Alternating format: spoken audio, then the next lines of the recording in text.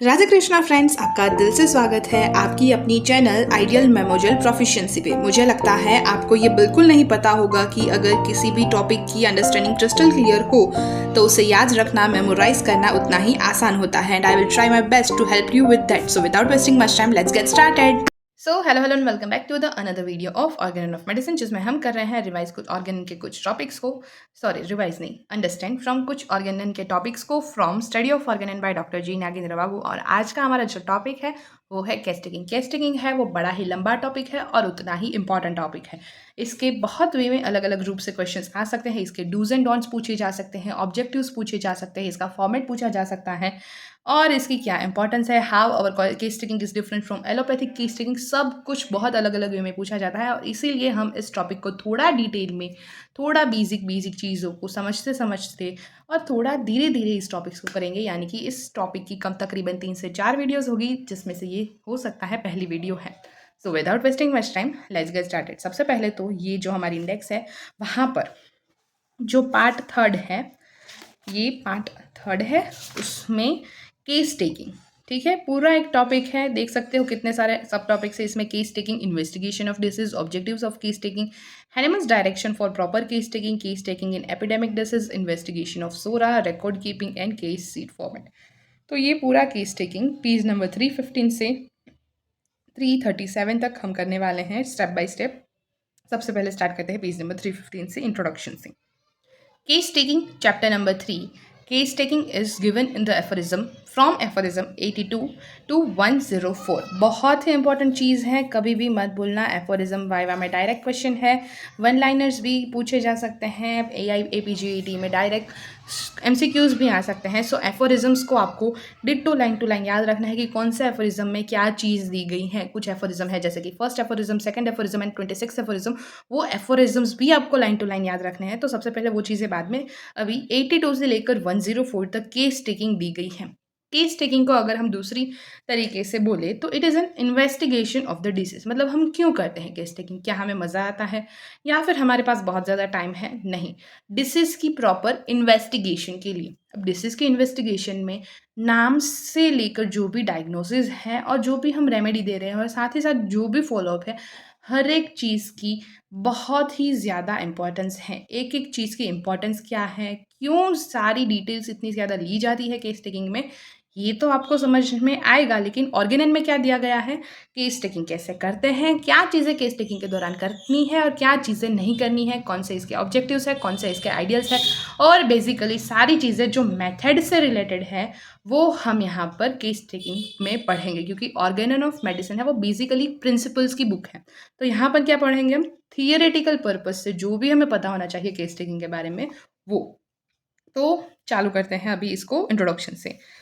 A great part, I believe, of the art is to be able to observe. Said by Hippocrates. अब ये चीज़ें यहाँ पर क्यों बताई गई हैं? वन लाइनर है, यानी कि ये जो कोट है जो ऊपर दिया गया है, इसका मतलब है कि यहाँ पर क्या चीज़ आपके लिए इंपॉर्टेंट है। यानी कि the art of observation is very much important in case taking. अगर आपको अच्छा ऑब्जर्वेशन आता है तो आप केस टेकिंग भी अच्छे से कर पाओगे, आप इंटरप्रिटेशन भी अच्छे से कर पाओगे। Hope it would be helpful. अब case taking is the first step of the process of cure. Cure की जो प्रोसेस है उसका पहला स्टेप है केस टेकिंग। तो क्योर तक पहुंचने के लिए सपोज कि समझो this is a step ladder process. यहाँ पर क्योर है और इसका जो पहला स्टेप है वो है case taking. The process of cure actually starts from this point, यानी कि क्योर की जो भी प्रोसेस है वो एक्चुअली इसी पॉइंट से स्टार्ट हो जाती है। Case taking is the foundation on which the structure of cure rest. और केस टेकिंग है वो एक ऐसा फाउंडेशन है जिसके ऊपर पूरा पूरा का पूरा क्योर का जो स्ट्रक्चर है वो रेस्ट करता है। Man is constantly exposing and reacting to the surrounding physical and psychological environment. जो भी इंसान है वो हमेशा अपने आसपास की फिजिकल एनवायरनमेंट से, साइकोलॉजिकल एनवायरनमेंट से घिरा रहता है और उसमें कुछ ना कुछ वो अपना रिएक्शन आउटपुट देता रहता है। Any maladjustment or incapability to cope with the pressure or expectations might result into the disturbance of the sensorium, which in turn results into physical problems. तो थोड़ा सा भी माल एडजस्टमेंट, मतलब ठीक से एडजस्ट ना कर पाना, या फिर inability to cope up with the pressures and expectations of the environment, फिर वो चाहे मेंटल हो या फिर फिजिकल हो। यानी कि बहुत ज़्यादा ठंड बढ़ गई है, आप उस सिचुएशन से भी कोप अप नहीं कर पा रहे हो, तो ये सारी चीज़ों की वजह से सेंसोरियम यानी कि जो हमारे सेंसेस हैं उनका डिस्टर्बेंस हो जाता है और उसकी वजह से हमें कोई ना कोई फिजिकल प्रॉब्लम है वो हो सकती है। The only way to understand a disease is to understand the patient and his symptoms. किसी भी डिसीज को समझने के लिए सबसे पहली चीज़ जो हमें करनी है वो ये समझना कि वो पेशेंट और उसके सिम्टम्स क्या है, यानी कि individualisation. Individualistic approach is more important in treating the disease, और होम्योपैथी में ये इंडिविजुअलाइजेशन वर्ड आपको बार बार सुनने को मिलेगा। और इस प्रैक्टिस में इंडिविजुअलिस्टिक अप्रोच का बहुत ही ज़्यादा इंपॉर्टेंस है। किसी भी डिसीज को ट्रीट करने के लिए इंडिविजुअलाइजेशन कैसे करना है और वो कैसे हेल्पफुल है ये आपको समझ में आना चाहिए। To understand the sick individual, case taking is the only method. और किसी भी सिक इंडिविजुअल को समझने के लिए केस टेकिंग एक ऐसी मेथड है जो हमें हेल्प करेगी। केस टेकिंग क्या है? Case taking process is the most crucial part, not only because the physician witnessed the disease, but also it is an opportunity to the patient to ventilate his suffering and get relief. Case taking एक ऐसी crucial important process है, बहुत ही ज़्यादा important process है, जिसके through physician को सिर्फ disease को विटनेस करने नहीं मिलता कि वो डिसीज कैसे शुरू हुआ, कैसे प्रोग्रेस हुई और अभी कैसा डिसीज है। मतलब ये पूरी डिसीज प्रोसेस को सिर्फ विटनेस करना ही फिजिशियन की एक मात्र मतलब इसमें बेनिफिट नहीं है। उसके साथ साथ पेशेंट को भी अपॉर्चुनिटी मिलती है कि वो अपनी सारी सफरिंग्स को बयां कर सके और एट द एंड रिलीफ पा सके। Any negligence in this step will affect the outcome of the cure. थोड़ी सी छोटी सी भी मिस्टेक क्योर के आउटकम पे डायरेक्ट अफेक्ट करेगी। Hence it is said that a case well taken is half cure, मतलब अच्छे से लिया गया केस हाफ क्योर माना जाता है। क्यों? इन सारी चीज़ों की वजह से ही। और ये आप केस टेकिंग समझोगे तब और क्लियर हो जाएगी कि ये लाइन का मतलब क्या है। Every time you take a case you are entering into a new world. हर बार आप जब भी केस लेना शुरू करते हो आप एक नई ही दुनिया में एंटर करते हो, और आप जब केस लोगे क्लिनिक में बैठकर तब आपको ये सारी चीज़ें प्रैक्टिकली समझ में आएगी। It is said bye Elizabeth right. अब बात करते हैं डेफिनेशन की।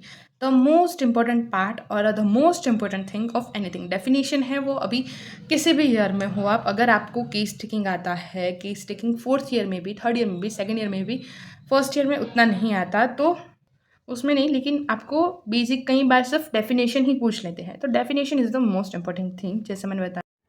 Definition of case taking is the artistic process of ascertaining, understanding, and recording the complaints of the patients in such a way that based on the totality of the symptoms collected, the physician can manage the case and prescribe the homeopathic remedy on the basis of anamnesis of the case and tries to cure the case. अब word by word इस चीज़ को समझते हैं ताकि ये definition को याद रखना थोड़ा इजी हो सके। देखो, केस टेकिंग, यहाँ पर हम क्या करेंगे, एक परफेक्ट वे में पूरा केस लेंगे। तो केस लेना मतलब कि क्या? तो case taking is the artistic process of ascertaining यानी कि कलेक्टिंग, वे ऑफ कलेक्शन यानी कि आप जो भी चीज़ें पेशेंट से सुन रहे हो उसको असर्टेन करना, उसको कंसीडर करना। सो एक आर्टिस्टिक प्रोसेस है जिसमें आप पेशेंट की जो भी बातें हैं उसको असर्टेन करते हो, फिर आप उसको समझते हो कि जैसा उसने बोला वैसा ही आप समझ के उसको लिखोगे। सो अंडरस्टैंडिंग एंड रिकॉर्डिंग क्या? The complaints of the patient, कैसे? In such a way that based on the totality of the symptoms collected, कि एट द एंड आप जब टोटलिटी बनाओगे तो उस टोटलिटी के बेसिस पे, in such a way that based on the totality of the symptoms collected, the physician can manage the case and give the homeopathic remedy on the basis of anamnesis of the case and tries to cure the case. तो क्या करेंगे हम यहाँ पर? हमने क्या किया? Case को समझा, असरटेन किया, सारी डिटेल्स को अंडरस्टैंड किया, उन सारी कंप्लेंट्स ऑफ द पेशेंट्स को रिकॉर्ड किया। फिर उसको कैसे रिकॉर्ड किया? In such a way that on the basis of totality of the case the physician can prescribe the homoeopathic remedy on the basis of anamnesis. Anamnesis यानी कि recollection of the datas, मतलब आप सारी चीज़ों को एक बार फिर से समझोगे। अगर कुछ ना समझ में आए, कुछ पूछना रह जाए तो आप पेशेंट से फिर से उन डिटेल्स को कन्फर्म करोगे और उसके बेसिस पर बार बार एनामनेसिस के बेसिस पर, एक बार पेशेंट को आपने दवाई दी, फिर से 15 दिन बाद पेशेंट आया, फिर से आपने एनामनेसिस किया यानी कि डेटा का कलेक्शन किया और उसके बेसिस पर आपने उस केस को क्योर करने की ट्राई की। तो this is what case taking is known as. So फिर से एक बार, case taking is the artistic process of ascertaining, understanding, and recording the complaints of the patient in such a way that on the basis of the totality of the symptoms, the physician can manage the case and prescribe the homeopathic remedy on the basis of anamnesis and tries to cure the case. Okay. So, case taking is the artistic process of ascertaining, understanding, and recording the complaints of the patient in such a way that, based on the totality of the symptoms, the physician can manage the case and prescribe the homeopathic remedy on the basis of anamnesis and tries to cure the case. Definition 3 बार अभी के अभी revise की, ऐसा होता आप एक बार फिर से देख कर लिख लो, 2-3 बार लिख लो, लेकिन डेफिनेशन को याद कर लो. Case is not just the collection of the symptoms, but it is the existence of disease and the interpretation of the incidences of the disease. यानी कि केस जो भी आप लिखते हो वो सिर्फ सिम्टम्स का कलेक्शन नहीं है, बल्कि वो पूरा एविडेंस है कि आपका डिसीज है वो कैसे डेवलप हुआ है और वो पूरे जो इंसिडेंसेस हुए थे उनका इंटरप्रिटेशन है. The understanding of case help us to identify the alter alteration taken place in the physical, mental, spiritual levels of the patient, which homeopathy call the individual examination. So case पे के basis पर आप ये identify करोगे कि कौन कौन से चेंजेस हैं वो फिजिकल, मेंटल और स्पिरिचुअल लेवल्स पे आपको दिखे हैं उस पेशेंट पे, और इसको हम होम्योपैथी में इंडिविजुअल एग्जामिनेशन कहते हैं. Man is constantly reacting to his surrounding environment both in health and disease. Man है वो कॉन्स्टेंटली अपनी सराउंडिंग एनवायरमेंट्स में रिएक्ट करता रहता है, चाहे वो हेल्थ है या फिर डिसीज है. Case study includes the study of altered state of patient and also the environment which is responsible for such change. तो केस टेकिंग में हम ये समझते हैं कि ये चीज़ें कब से बदलना शुरू हुई पेशेंट में, और ख़ास करके वो एनवायरनमेंट जो ये चेंज ला रहा है वो कौन सा एनवायरनमेंट है. Case taking is an opportunity for the physician to understand how a patient is reacting to social, psychological, emotional, hygienic, mechanical cause. Case taking हमारे लिए एक अपॉर्चुनिटी है ये समझने के लिए कि कोई भी पेशेंट है वो किसी भी चीज़ को कैसे रिएक्ट कर रहा है, फिर चाहे वो सोशली चीज़ें हो, साइकोलॉजिकल हो, इमोशनल हो, हाइजीन से रिलेटेड हो या फिर कोई भी मैकेनिकल कोर्स हो. यहाँ पर हमने बात की इंट्रोडक्शन की, डेफिनेशन की. अब देखेंगे केस टेकिंग की मेथडोलॉजीज, यानी कि discussion of individual examination of patient. ये क्वेश्चन, ये टॉपिक इसलिए इंपॉर्टेंट है क्योंकि ये क्वेश्चन वाइवा में पूछ सकते हैं या फिर आपको थियरी में भी पूछ सकते हैं कि what is difference between allopathy and homeopathy case taking. तो यहाँ पर जो भी चीज़ें हम समझेंगे वो हमें ये समझने में हेल्पफुल होगी कि what is the difference and how we will differentiate both this pathy and its case taking, and at the end diagnosis का क्या इंपॉर्टेंस है. So let's get started. There are no disease only sick individual, says Hahnemann. Hahnemann sir का ऐसा कहना है कि कोई भी डिसीज नहीं है, सिर्फ सिक इंडिविजुअल है, यानी कि वो पर्सन है जो सफ़र कर रहा है, कोई ऐसी चीज़ नहीं है जो उसको सफ़र करवाने के लिए मजबूर करे. जैसे कि अगर मैं आपको एक मेंटल सिम्टम के बेसिस पर आपको एक एग्जांपल दूँ, तो कोई भी बच्चे को किसी टीचर ने डांट दिया, तो कई बच्चों के लिए तो होगा कि भाई हाँ बोल देते हैं कभी कभार, उसमें क्या इतनी दिमाग में लेने का, लेकिन कोई बच्चा उसको बहुत ज़्यादा दिमाग में लेकर परेशान हो जाता है, रोने लगता है कि ऐसे कैसे मुझे टीचर ने डांट दिया. तो ये बात क्या हुई कि the person is the one वो डिसाइड्स टू सफ़र. तो अब आप सब ये बोलोगे कि कोई किसी भी चीज़ जैसे कि कोई भी कोल्ड, कोराइजा, फीवर से क्यों सफ़र करना चाहेगा, लेकिन सबसे पहले आपका वाइटल फोर्स को डिस्टर्ब होने के लिए कोई ना कोई चीज़ चाहिए जो उसको वीक बनाती है. तो वो डिरेंजमेंट जो है या फिर वो डिरेंजमेंट जैसी भी है उसको समझना इम्पॉर्टेंट है. तो इसीलिए हैनमन सर कहते हैं कि कोई भी डिसीज नहीं होता, हमेशा सिक इंडिविजुअल्स होते हैं. Homeopathy strongly believes that the patient as a person is suffering and not his anatomical organs. Homeopathy में ऐसा माना जाता है कि पेशेंट है वो खुद एज अ पर्सन है वो सफ़र करता है, उसके कोई एनाटॉमिकल ऑर्गन से सफ़र नहीं करते. During case taking the homeopathic physician has to remember that the totality of the symptoms must be collected in such a way that he can compare them later with the suitable remedy to materia medica. तो case taking के दौरान पहली चीज़ जो physician के mind में होनी चाहिए वो ये है कि उससे एक ऐसी टोटालिटी निकालनी है पूरे केस टेकिंग की प्रोसेस से जिससे वो मटीरिया मेडिका में कंपेयर करके एक सूटेबल रेमेडी ढूंढ सके. तो वो टोटालिटी ऑफ सिम्टम्स उसे बनाना है, ये उसको याद रख के ही सारी चीज़ें लेनी है ताकि वो कुछ क्वेश्चंस पूछ के कुछ इंपॉर्टेंट चीज़ें, इंडिविजुअलिस्टिक चीज़ें और ले सके उस पेशेंट की.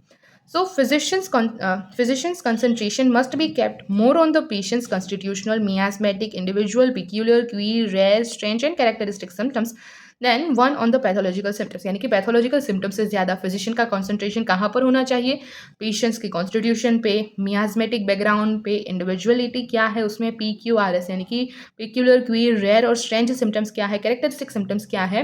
पैथोलॉजिकल सिम्टम्स के अलावा ये सारी चीज़ों पर फिजिशियन का फोकस कॉन्सेंट्रेशन होना चाहिए.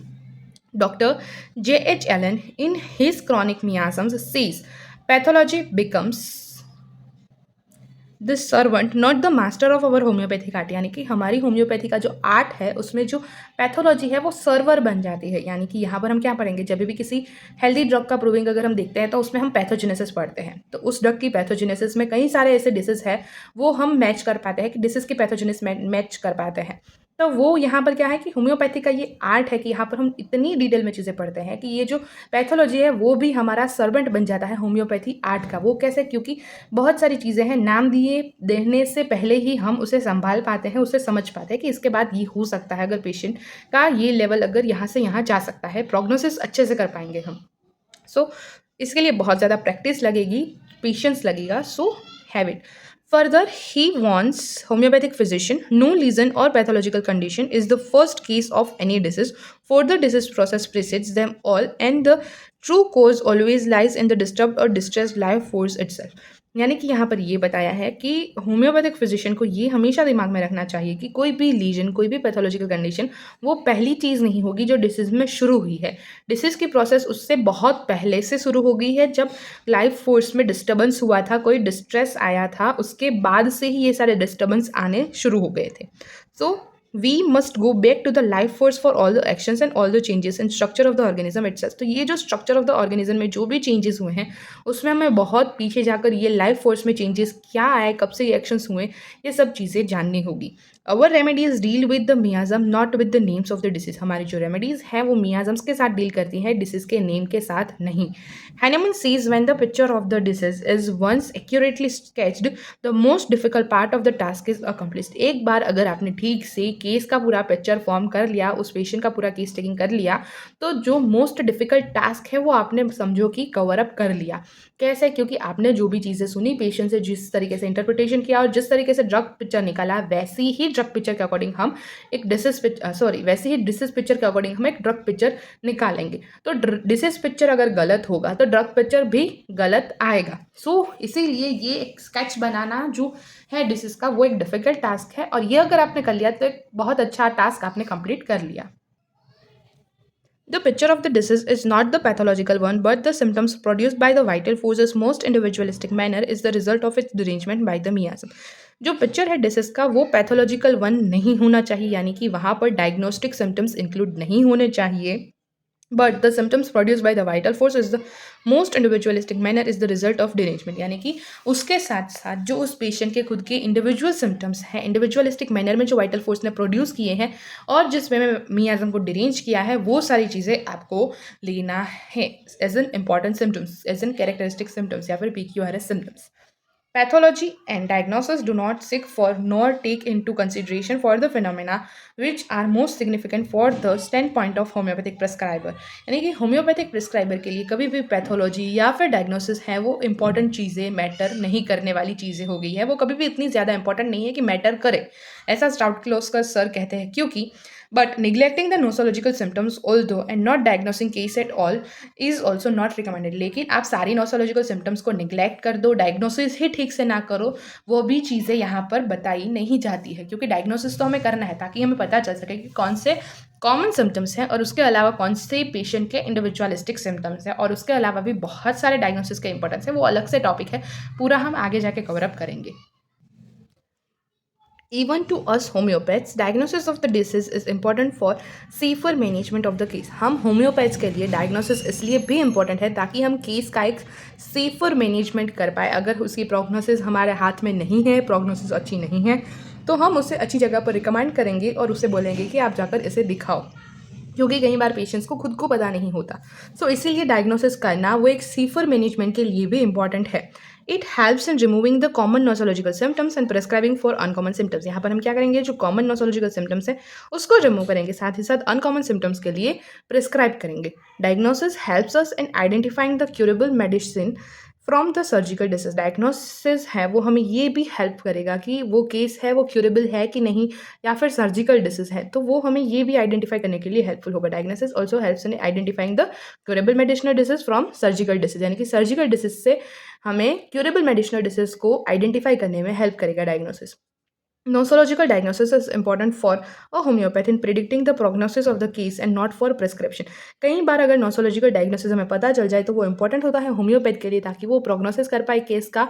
और कई बार प्रिस्क्रिप्शन करना ठीक नहीं होता, हमें जैसा कि मैंने बोला पेशेंट को रिकमेंड करना होता है दूसरे स्पेशलिस्ट डॉक्टर के पास। There are no specific remedies in homeopathic materia medica for the nosological names of the disease. Nosological names of the disease के लिए कोई भी specific दवाइयाँ homeopathic materia medica में नहीं दी गई है, but medicine have been chosen according to the individual symptoms of the patient. लेकिन हमें चूज कैसे करनी है मेडिसिन? इंडिविजुअलिस्टिक वे से ही हमें मेडिसिन को सिलेक्ट करना है। Identification of the miasm is possible only by only by individual examination of the patient. तो इंडिविजुअलाइज कैसे करना है हमें पेशेंट को, ये पहली चीज़ जो हमें समझना है, ताकि हम उसका इंडिविजुअल एग्जामिनेशन कर सके उस पेशेंट का, और उसके बेसिस पर हम उसके मियाज़म को आइडेंटिफाई कर सकें। तो केस टेकिंग है, उसमें दोनों केस टेकिंग कैसे डिफर है? एलोपैथी में जो भी केस टेकिंग ली जाती है उसमें डायग्नोसिस होते हैं, कॉमन सिम्टम्स के बेसिस पर ही दवाइयाँ प्रिस्क्राइब की जाती हैं कि सर्दी है ये दवाई दे दो, ताव है ये दवाई दे दो, यानी कि बुखार है ये दवाई दे दो, पेट दर्द है ये दवाई दे दो, वॉमिटिंग है, नोजिया है ये दवाई दे दो। सो कॉमन सिम्टम्स वहाँ पर बहुत ही ज़्यादा इंपॉर्टेंस धराते हैं, बहुत ही ज़्यादा इंपॉर्टेंस है उनकी वहाँ पर डायग्नोसिस के बेसिस पे। तो एलोपैथी में ये डिफरेंट है, और होम्योपैथी में जो डायग्नोसिस है उसके बेसिस पर हम क्या करेंगे? कॉमन सिम्टम्स को निकाल देंगे, इंडिविजुअलाइजेशन ऑफ द पेशेंट करेंगे कि कैसे वो पेशेंट इंडिविजुअल है उसकी उस सफरिंग में, और उसके बेसिस पर अनकॉमन पिक्यूलर सिम्टम्स के बेसिस पर उसको इंपॉर्टेंस देके हम उससे रेमेडी को प्रिस्क्राइब करेंगे। Numerical totality is not useful in homeopathic prescription, but the qualitative totality like characteristic, individual, uncommon and peculiar symptoms that indicate a remedy are important. जो numerical totality है, जैसे कि एलोपैथ्स करते हैं, वैसी टोटालिटी होम्योपैथिक प्रिस्क्रिप्शन में काम नहीं आती, लेकिन यहाँ पर हम क्वालिटेटिव टोटालिटी बनाते हैं on the basis of characteristic, individual, uncommon and peculiar symptoms, जो यहाँ पर रेमेडी को इंडिकेट करती हैं। A prescription can only be made upon those symptoms which have their counterpart or similar in the materia medica, यानी कि उसी symptoms के बेसिस पर हम उसको रेमेडी देंगे जिसको हम मटीरिया मेडिका में फाउंड कर पाएँ। इसे आप बताते हैं स्ट्राउट close. The physician has to be well versed with the symptomatology. He must be thoroughly aware of what to look. Physician को ये हमेशा पता होना चाहिए कि सिम्टोमेटोलॉजी क्या है, डिफरेंट टाइप्स ऑफ सिम्टम्स क्या है, और वो अवेयर होना चाहिए कि उससे क्या चीज़ें देखनी है, व्हेन टू लुक मतलब कब देखनी है, and how to look in the patient, और कैसे देखनी है किसी भी पेशेंट में कैसा इंपॉर्टेंट सिम्टम्स है। So hence homeopathic case taking is a well developed method of collecting the data from the patient, but it demands specialise skills and interest from the physician side. Homeopathic case taking है वो एक well developed method है कि आप data को patient के पास से कैसे कलेक्ट करते हो, और ये एक स्पेशलाइज्ड स्किल है जो इंटरेस्ट के बेसिस पर होना चाहिए। इंटरेस्ट होना चाहिए किसी भी फिजिशियन के पास स्पेशलाइज्ड स्किल के लिए, उसके पास पेशेंस होना चाहिए ये स्किल करने की, परफॉर्म करने की, उसके पास ऐसी टेक्निक होनी चाहिए, उसे मतलब पसंद होना चाहिए, तभी जाकर वो अच्छे से केस टेकिंग कर पाएगा, क्योंकि थोड़ी डिटेल्ड प्रोसेस है, क्या देखना है, कब देखना है, कैसे देखना है, कौन सी चीज़ें कंसिडर करनी है, नहीं करनी है, सब थोड़ा कन्फ्यूजिंग है। जैसे जैसे प्रैक्टिस करोगे समझ में आता जाएगा। So it is one of the methods of artistic application of homeopathic science. तो ये केस टेकिंग है वो एक आर्टिस्टिक एप्लीकेशन है जो होम्योपैथिक साइंस का उसकी ही एक मेथड है।